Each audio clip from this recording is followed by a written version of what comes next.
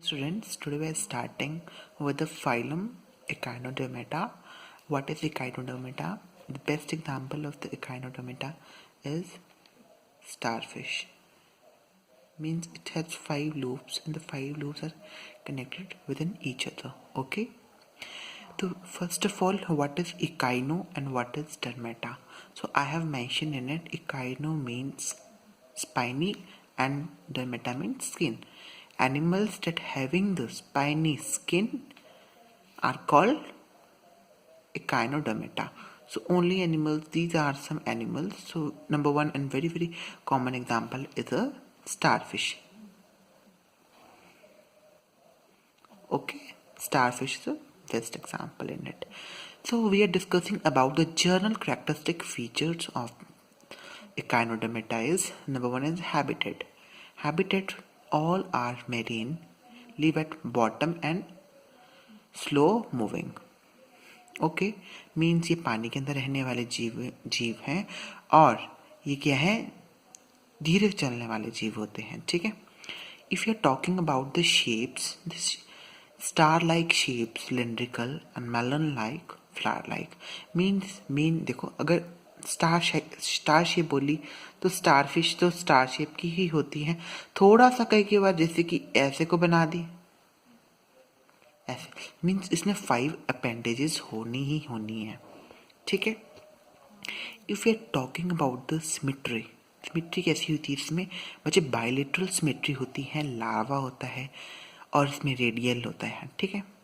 Body plants की बात करें तो प्लांटिव nerves and tube within the tube. मतलब इसमें क्या, जैसे कि मानो ये ट्यूब बनी, ये इनकी ट्यूब्स बन गई, सपोज ये अपेंडेजेस बनाई मैंने. ठीक है. इस ट्यूब विद इन ट्यूब है, मतलब ट्यूब के अंदर एक और ट्यूब है. ठीक है. ये हम आगे बताऊंगा मैं कि इस ट्यूब्स में होता क्या है. ठीक है. अब इसमें हम पढ़ेंगे बॉडी प्लांट्स हमने पढ़ लिया, जर्म लेयर.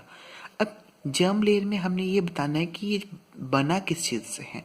तो ये क्या है? सबसे पहले तो ट्रिप्लोब्लास्टिक होते हैं. मीन इसमें मीजोडर्म है, एक्टोडर्म है और एंडोडर्म से बन के मिले हुए हैं. ठीक है. If you are talking about the level of organization, the organ system organization. ठीक है. ऑर्गन सिस्टम मतलब इसमें क्या होगा? ऑर्गन सिस्टम का ऑर्गेनाइजेशन होगा. If you are talking about the head is absent in it. Okay, no head is present in it. I am telling about the look.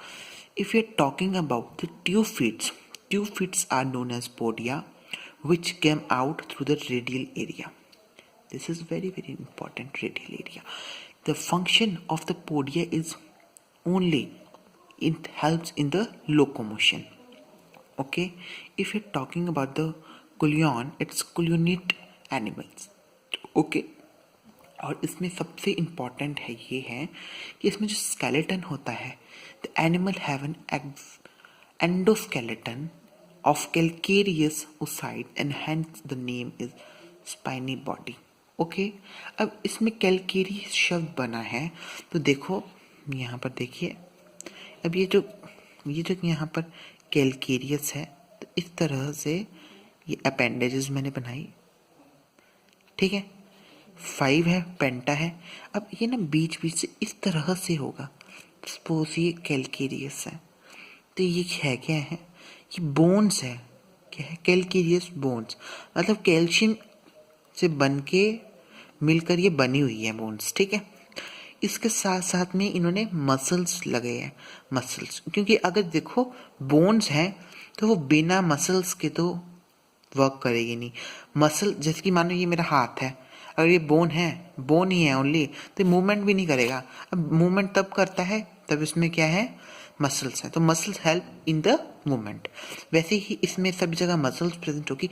और इसमें प्रोमिनेंट है, यहाँ से ना कोई मसल इलोंगेट हो जाती है, इलोंगेट हो जाएगी और ये बाहर को निकल जाती है, मतलब आउटसाइड द बॉडी निकल जाती है कई. तो उसमें क्या होगा? उसमें ये होगा कि यहाँ से, तो इनका एक बेसिक मेटाबॉलिक फंक्शन ये है कि ये जो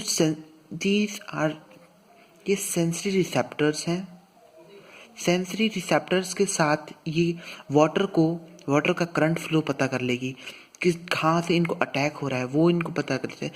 तो मतलब ये क्या काम करते हैं, इनको प्रोटेक्शन देने का काम करते हैं। ओके, नेक्स्ट है द डाइजेस्टिव सिस्टम। तो इसमें डाइजेस्टिव सिस्टम क्या होगा, कंप्लीट डाइजेस्टिव सिस्टम है, मतलब इसमें माउथ टू एनस तक होगा। अब इसमें आपने ऊपर पढ़ा था कि हेड तो एब्सेंट है बट माउथ तो इसमें है ही है, ठीक है। अब मैं इसका एक स्ट्रक्चर बनाता हूँ, मैं यहाँ पे बना देता हूँ, यहाँ बना देता हूँ, ठीक है, ये यहाँ पर। तो सपोज ये मैंने स्टारफिश बना दी, एक और स्टारफिश बना दी इस तरह से, ठीक है। अब सपोज अगर माउथ है नीचे की तरफ, suppose this is the mouth which is at the down portion. Okay, तो ये कौन सी साइड आएगी, लुकिंग में हम अगर इसको हम देखेंगे एक तरीके से तो ये वाली साइड आएगी मेरी वेंट्रल। अगर माउथ नीचे की तरफ होगा तो वेंट्रल आएगी, और अगर इसका एनस कहाँ है, अगर मानो इसका एनस ऊपर को है तो इसका क्या होगा, ये कौन सी साइड है कि डॉर्सल साइड आएगी। कौन सी साइड आएगी, डॉर्सल साइड, ठीक है। तो यहाँ पर भी मैंने ये लिखा हुआ है, mouth on the lower ventral and the anus on the upper side. On upper side तो इसको कौन सी साइड है, dorsal side. If you are talking about the reproduction, it is simple diffusion using the gills. Gills helped in the respiration, and it is also in this case it was help in the reproduction, or specialized projection like tube feet or pockets to circulate the water and oxygen through their body. Okay, बच्चे इसमें ना बहुत important चीज़ें मैं आपको बताऊंगा, कुछ questions हैं। अब यहाँ पर हमने ट्यूब फीट्स क्या होती हैं, देखो ट्यूब फीट्स, ये ट्यूब फीट्स हैं, ये वाली ये ट्यूब फीट्स हैं। अब ट्यूब फीट्स का मेन मोटो क्या है, देखो ट्यूब फीट्स हमारे किस में हेल्प करती हैं, लोकोमोशन में हेल्प करती हैं, फीडिंग में हेल्प करती हैं एंड रेस्पायरेशन में हेल्प करती हैं, ठीक है। Tube feets in a starfish are arrange in grooves along the arms, मतलब ग्रोव्स में इस तरह से ग्रोव्स में प्रेजेंट है, ठीक है। 5 की ग्रोव होती है और ग्रोव्स के बाद अलॉन्ग विद आर्म होती है, मतलब आर्म्स के साथ में ही कैलकेरियस उसके साथ जुड़ा होता है ये सारा, ठीक है।